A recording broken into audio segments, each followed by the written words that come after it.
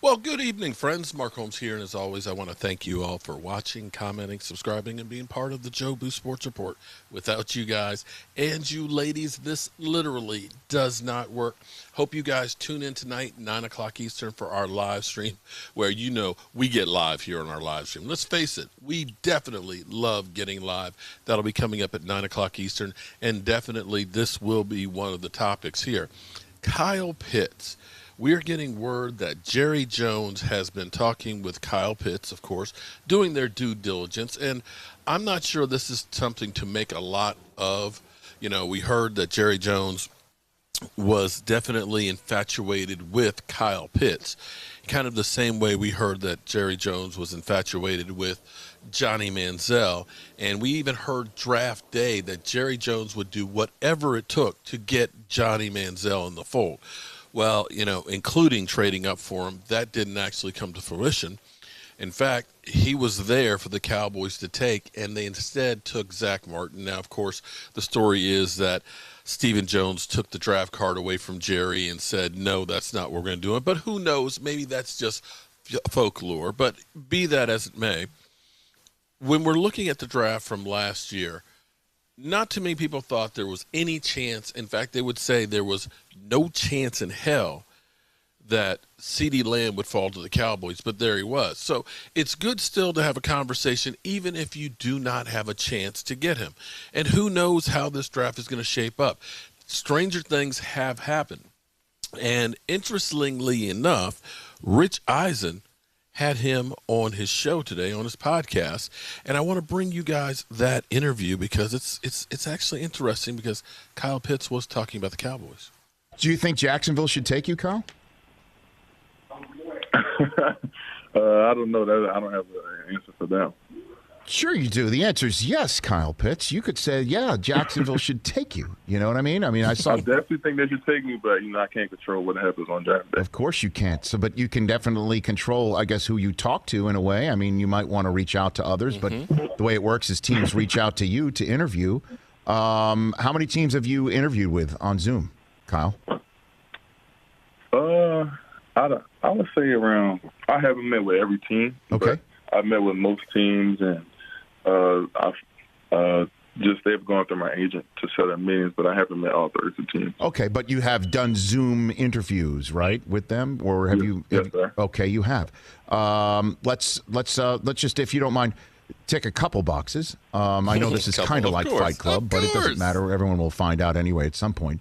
Has one team that's spoken to you have a star on the side of their helmet? Kyle Pitts. Go figure. Yes, I have spoken to the Cowboys. Okay, you have. Have you spoken to Jerry Jones himself? Yes, sir. Okay.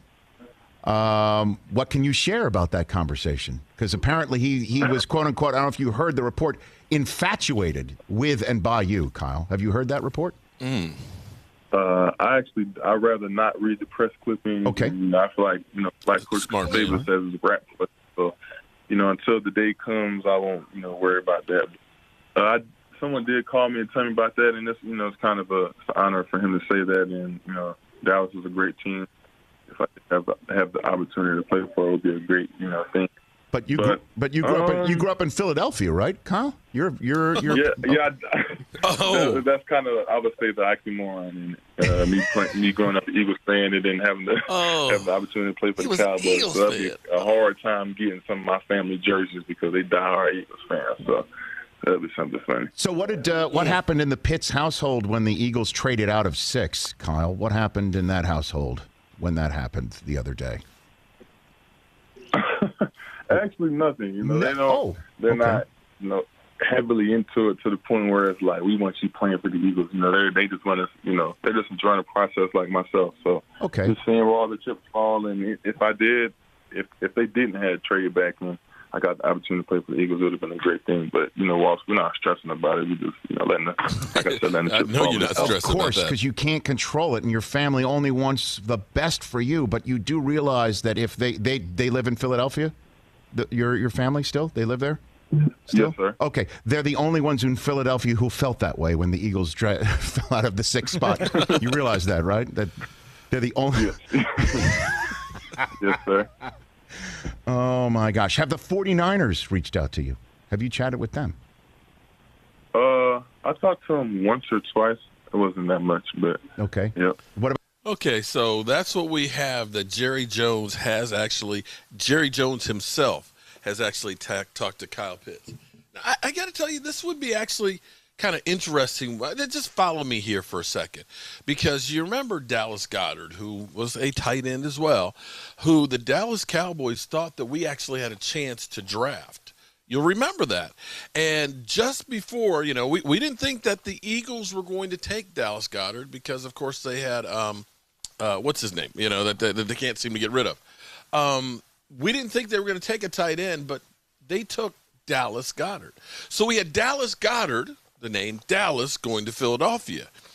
Now, how funny would it be if Kyle Pitts, who's from Philadelphia, whose family and all that are Eagle fans, if we ended up taking Kyle Pitts? Okay, that's a bit of a reach. I get it. That's a bit of a reach. But, hey, that's what we do here, because we're talking about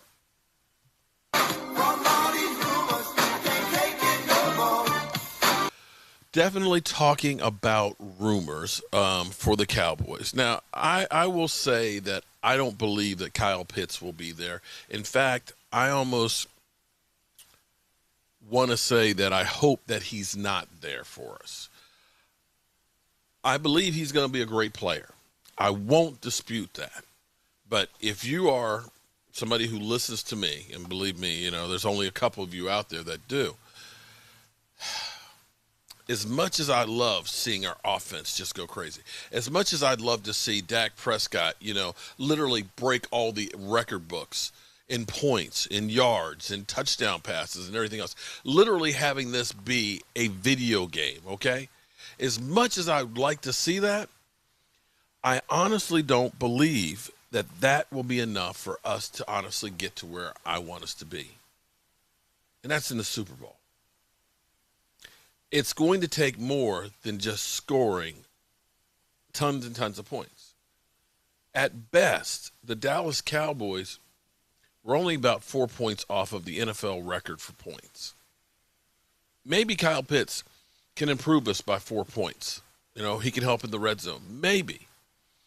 But as long as our defense is down there at the bottom, giving up 29.6 points is what they gave up last year, we're not going to go very far, especially when the weather changes, especially if we have to go on the road to places like Seattle and Green Bay. We must take care of this defense. I know it's not the sexy pick.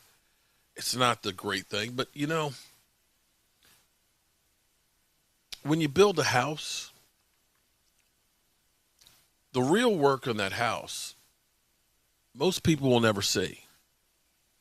It's the framework. It's the pipes that are behind the wall. It's the wiring, the insulation. Sure, you go in a house, you look and see that drywall and those paint colors and the carpet, and that looks great. But without those wires, without those pipes, without that insulation, that house is nothing.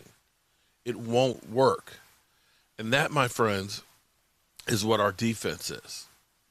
You can have a team that, hey, it's gorgeous seeing them going down there, seeing CeeDee Lamb or Kyle Pitts, make that incredible touchdown pass. But in the end, you have those things without the victories, it's really meaningless.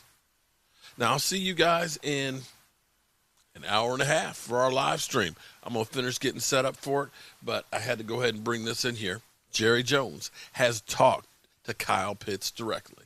And as always, Mark Holmes here, and as always, I want to thank you all for watching, commenting, subscribing, and being part of the Jobu Sports Report.